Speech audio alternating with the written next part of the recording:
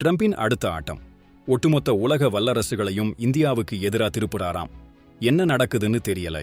நம்ம நாட்டுக்கு என்னென்னமோ சிக்கல்கள் வந்துகிட்டே இருக்கு. அமெரிக்க அதிபர் டொனால்ட் ட்ரம்ப் வர்த்தகத்துல நம்மள குழப்பிக்கிட்டே இருக்கார். ஒரு பக்கம் பிரதமர் மோடியை புகழ்றார், இன்னொரு பக்கம் இந்திய பொருட்கள் மீது 100% வரி போட ஐரோப்பிய நாடுகளை கட்டாயப்படுத்துறார். ரஷ்யா கிட்ட இருந்து மலிவா எண்ணெய் வாங்கினதுக்காக ஏற்கனவே நமக்கு 50% வரி போட்டாங்க. இப்போ ஐரோப்பாவையும் அதே மாதிரி செய்ய சொல்லி ட்ரம்ப் அழுத்தம் கொடுக்கிறாரு. இது நம்ம நாட்டு ஏற்றுமதியாளர்களுக்கு மிகப்பெரிய அதிர்ச்சி.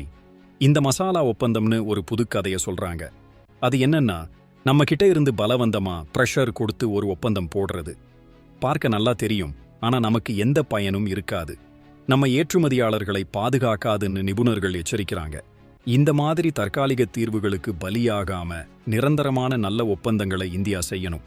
G7 நாடுகள் உட்பட பெரிய பொருளாதார நாடுகள் எல்லாம் இந்தியாவுக்கு எதிராக திரளணும்னு ட்ரம்ப் தீவிரமா முயற்சி பண்றாரு. ரஷ்யாவுக்கும் சீனாவுக்கும் கொடுக்கிற அதே அளவு வரி நம்ம நாட்டுக்கும் போடணும்னு பேசிக்கிட்டு இருக்கிறாங்களாம். நம்ம நாட்டு வணிகமும் பொருளாதாரமும் எப்படி இதையெல்லாம் சமாளிக்க போகுதுன்னு தெரியல. இதுக்கு இந்தியா என்ன பதில் நடவடிக்கை எடுக்கும்? உங்க கருத்து என்ன?